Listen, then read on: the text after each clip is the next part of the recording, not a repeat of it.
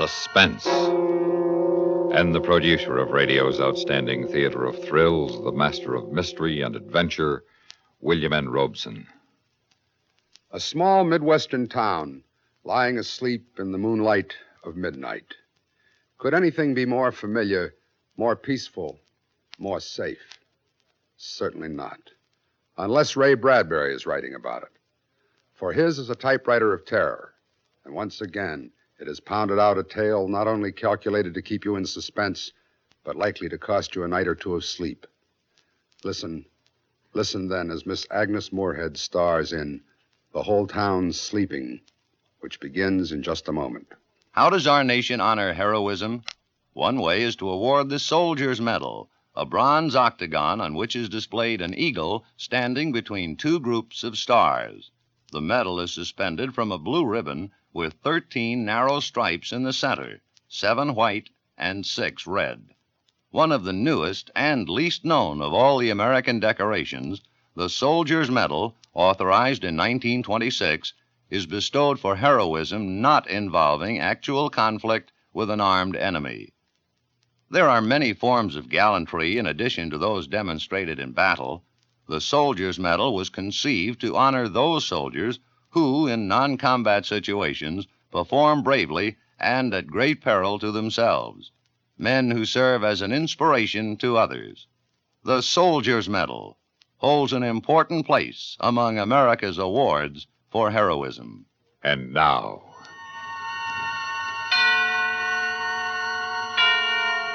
The Whole Town Sleeping, starring Agnes Moorehead.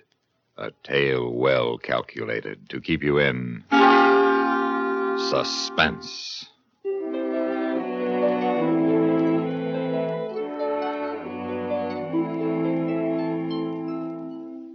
It was a warm summer night in the middle of Illinois country. The little town was deep, far away from everything, kept to itself by a river and a forest and a ravine. In the town, the sidewalks were still scorched. The stores were closing and the streets were turning dark.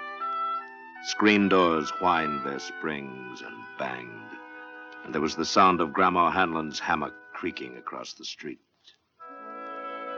On her solitary porch, Lavinia Neds, age 37, very straight and slim, sat waiting. Here I am, Lavinia. Lavinia turned. There was Francine at the bottom porch step, all in snow white. I won't be a minute, Francine. I just have to lock the door. All right. I do like your dress, dear. Why, thank you, Francine. You look so well in that color. I'm afraid I can never wear it. It makes me look sallow. Oh, no, it doesn't. I'm sure it doesn't. Of course, I've always loved you in white. Good evening, ladies. Good evening, Mrs. Hanlon. Good evening. Well, where are you ladies going all dressed up so pretty? To the movies, Mrs. Hanlon. It's William Holden tonight. You won't catch me out on a night like this. Not with the lonely one strangling women. Oh. Lock myself in with my gun. That's what I'm going to do. Well, I wouldn't worry, Mrs. Hanlon. Oh, you wouldn't you? What about Eliza Ramsell? You think she's not worrying? I'll lock myself in with a gun. That's what you ladies should do. Oh, she's so silly. She's a silly old woman. Hasn't got anything better to do than scare herself with rumors and gossip. Well, just the same. Hattie McDullis was killed a month ago. And Roberta Ferry the month before. And now Eliza Ramsell disappearing. Eliza Ramsell walked off with a traveling salesman, if you ask me. But the others... Oh. Strangled. Oh, Francine. They reached the edge of the ravine that cut the town in two, stood there. Behind them were the lighted houses, ahead, deepness, moistness, fireflies, and dark. The ravine had to be crossed to reach the movies, deep and black as it cut through the hill. Then a creaking bridge to cross over the stream. And then 113 steps up the steep and brambled bank to the other side. The ladies stood there looking down. I just hate to think of you coming back alone tonight, Lavinia. Oh, bosh. I do wish you didn't live on this side of town. Don't you get lonely living by yourself in that house? Oh, maids love to live alone. Come on, we'll take the shortcut. I'm afraid even in the dusk. The ravine scares Oh, me. come on. Don't be so silly. I'll hold your hand. Lavinia, cool as mint ice cream, took her friend's arm and led her down the dark, winding path into the cricket warmth and frog sound and mosquito-delicate silence. Let's run. Lavinia, please. No, why should we? If Lavinia hadn't turned her head just then, she wouldn't have seen it. But she did turn her head, and it was there. Back among a clump of bushes, half hidden, but laid out as if she'd put herself there to enjoy the soft stars, lay Eliza Ramsell, her face moon-freckled, her eyes like white marble. And then Francine saw it, too, and the women stood on the path for a frozen second, not believing what they saw.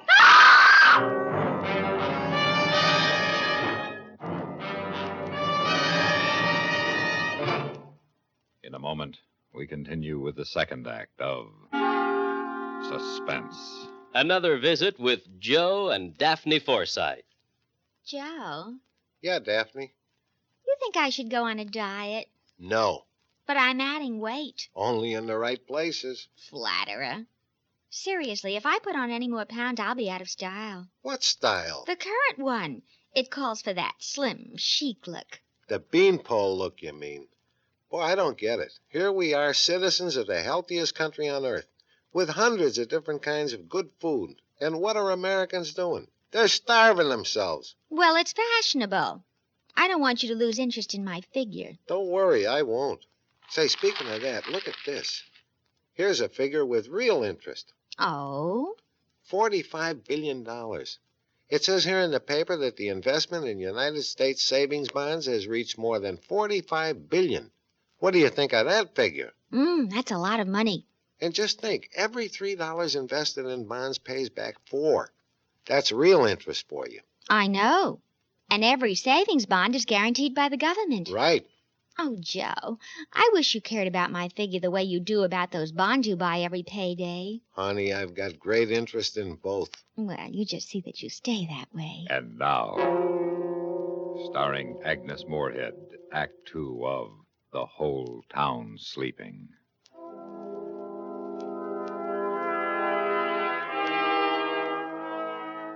And then the police came and darted their flashlights around in the shadows of the ravine. And Lavinia held on tightly to the shuddering Francine.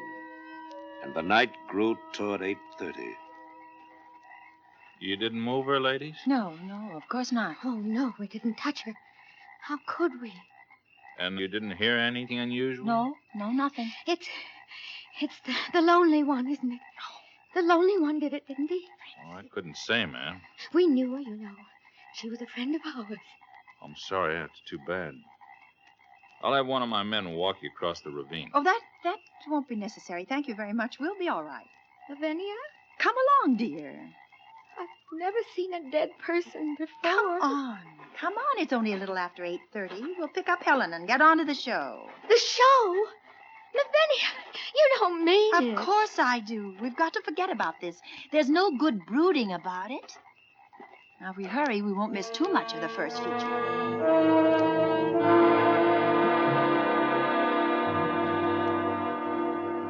Well, I thought you'd never come. You're an hour late. Well, Helen, you see... Someone found Eliza Ramsell dead in the ravine. Oh, no. Who found her? Well, we don't know. How awful. Oh, I don't think we'd better go to the show tonight. Oh, of course we will. It's the last showing today, and I wouldn't miss William Holden for the world. Besides, the lonely one can't kill 3 ladies all at once, and anyway, it's too soon. The murders come a month separated. Come along, Helen. Well, all right. I'll get a sweater. Wait for me. Why didn't you tell her about us finding Eliza? Well, why upset her? Time enough tomorrow. Tonight we're going to the show, so let's not talk about it anymore. Enough's enough. The ladies walked downtown and stopped at the drugstore, which was a few doors from the theater. Lavinia bought a quarter's worth of green mint chews, and the druggist dropped the mints into a sack with a silver shovel. You looked mighty cool this noon, Miss Lavinia, when you was in. So cool and nice, somebody asked after you. Oh? Man sitting at the counter. He watched you walk out, and he says to me, "Hey, who's that?" Just like that, he says it. "Why, that's Lavinia Nebbs, prettiest maiden lady in town," I says. "Beautiful, so beautiful," he says. Where she live? You didn't give him her address. Well, now, I didn't give him the exact address. I said over on Park Street, near the ravine. Hope you didn't mind. Well, that settles it. We're going straight home. That man asking for you, Lavinia. You're next. You want to be dead in that ravine? Oh, nonsense. I'm not going to miss the movie. You two can do what you want. I'm going.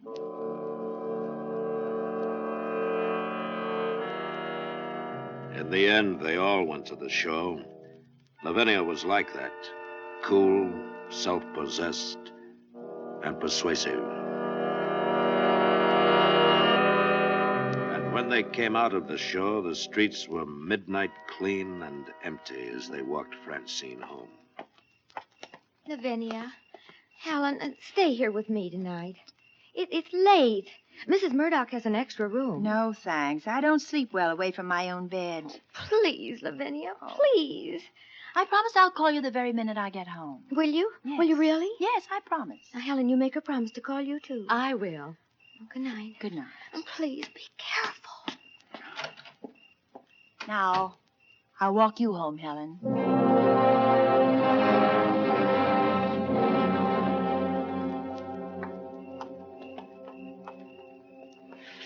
Well, I don't suppose it's any use asking you to stay with me, Lavinia. There's no reason for me to.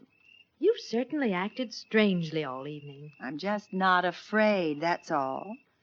And anyway, the lonely one wouldn't be around. Not now with the police discovering Eliza's body and all.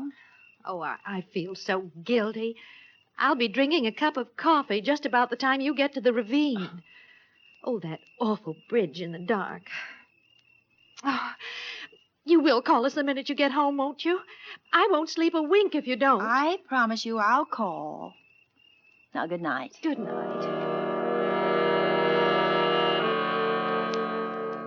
Lavinia Nebbs walked down the midnight street, down the late summer silence.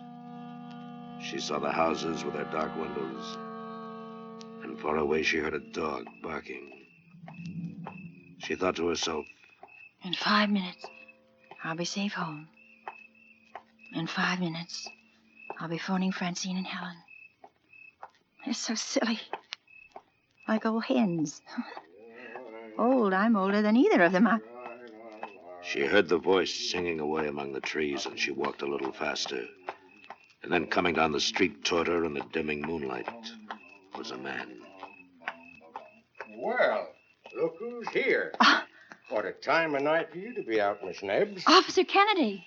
Oh, I'm so glad it's you. Anything wrong, Miss Nebbs? No, nothing at all. I'm just glad it's you. You know you shouldn't be out so late. Yes, I know. I've been to the movies. The Late Show. Well, I'd better see you across the ravine. No. Thank you. I can make it fine. Moon's going to be behind the trees. It'll be pretty dark. Well, I'm not afraid of the dark, Mr. Kennedy. Are you sure you'll be all right? Yes, quite sure. Thank you. Well, I'll tell you what. I'll wait here till you're across. If you need help, just give a yell and I'll come a-running. Oh, thank you. Good night. Good night, Miss Nebbs.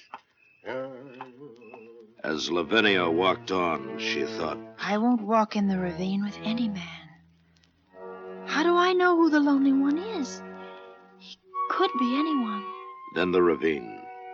She stood at the top of the 113 steps that led down the steep brambled bank and across the creaking bridge. Then 100 yards and up through the black shadows to Park Street and home. 3 minutes from now, I'll be putting my key in the house door. Nothing can happen. Nothing. And she started down the dark black steps into the deep ravine night, counting as she went. 1, 2, 3, 4, 5, 6, 7. In a moment, we continue with the third act of Suspense. We have, together, ample capacity and freedom to defend freedom. This is NATO, the North Atlantic Treaty Organization. As in many other complex activities, in NATO, too, it's the little things that count. For instance, spare parts for the armed forces equipment of NATO countries. This complex problem is handled by the NATO Supply Center at Châteauroux, France, which assists NATO countries in providing a common system for supply of spare parts. The United States of America is a part of NATO. You should be aware of and alert to the programs and objectives of the North Atlantic Treaty Organization. And now, starring Agnes Moorehead, Act 3 of The Whole Town Sleeping.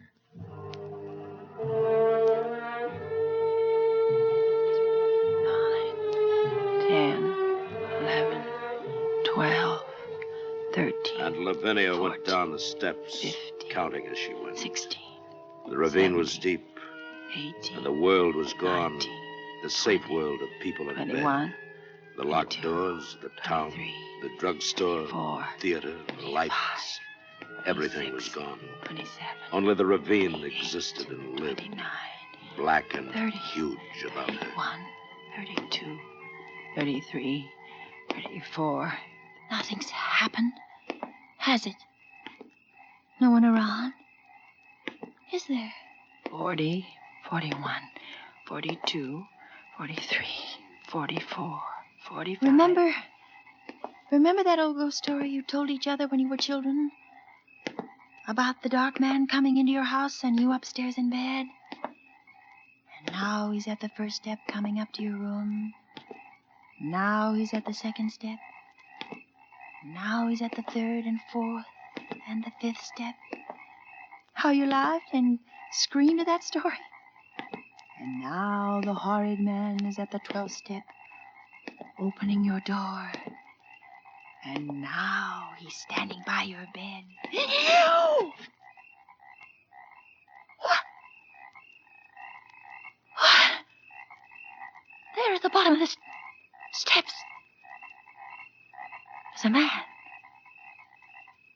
No. No, not. Now he's gone. He was waiting there. Oh. Oh, there's nothing. It's empty. Nothing. There's nothing on the bridge. Oh, you fool. That story I told myself. How silly. Shall I call Mr. Kennedy? Did he hear me scream? Or did I scream? Maybe I only thought I did. And he didn't hear me at all. I'll go back up. I'll go to Helen's and sleep there tonight. No, it's near home now. Don't be silly.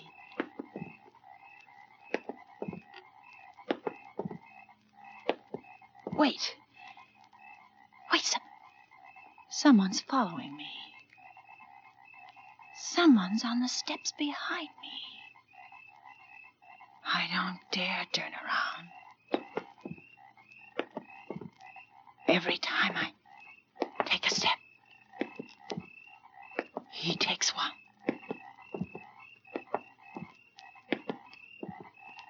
Officer Kennedy?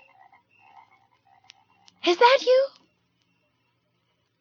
Is it? The crickets were suddenly still. The crickets were listening. The night was listening to her. Then there was a sound. Only a woodchuck surely beating a hollow log. No, it was Lavinia Nebbs. It was most surely the heart of Lavinia Nebbs. And she went down the steps faster, running now down the steps, plunging faster and faster down into the pit of the ravine. Run a little way. Cross the bridge. Run, don't turn. Don't look. If you see him, you'll not be able to move. You just run. Up the path between the hills, the top of the path, the street. And even with the light, the fear swirled about her, closing in, pressing. Please, give me time to get inside and lock the door, and I'll be safe.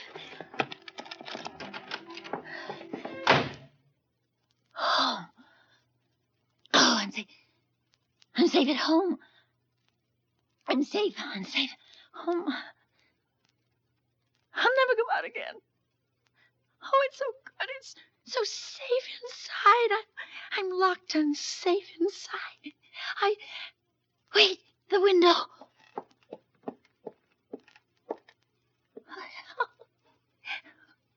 Wait, there's no one there at all. There's nobody. There was no one following me at all. Nobody running after me. How silly. If a man had been following me, he'd have caught me. I can't run as fast as a man. I wasn't running from anything except me. The ravine was safer than safe.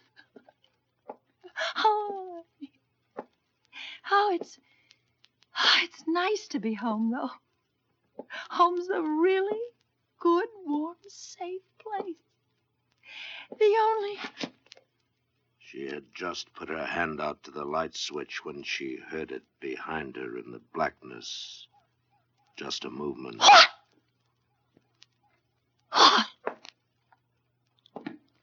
Who is it? Beautiful. So beautiful. Don't come near me. Don't you come near me.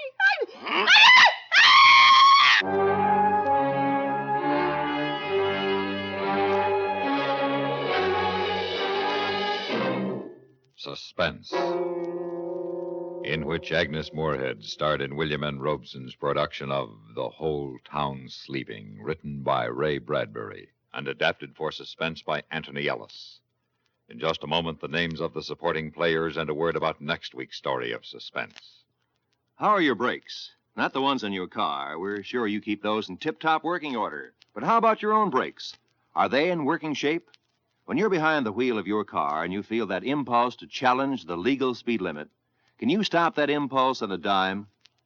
When a less courteous driver does something downright stupid that may inconvenience you, are you likely to do something twice as foolish just to show him he can't push you around? Or can you say halt to your anger before it leads to an accident?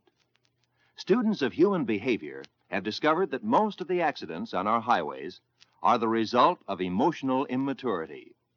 An adult can control his feelings and concentrate on his goal. Don't let childish attitudes keep you from reaching your destination. When other drivers and traffic regulations annoy you, use the brakes in your head as quickly as you would the ones on your car. Remember, accidents don't have to happen. Supporting Agnes Moorehead in The Whole Town Sleeping were William Conrad, Lorene Tuttle, Paula Winslow, Barney Phillips, and Charlie Lung. Listen. Listen again next week when we return with another tale well calculated to keep you in suspense.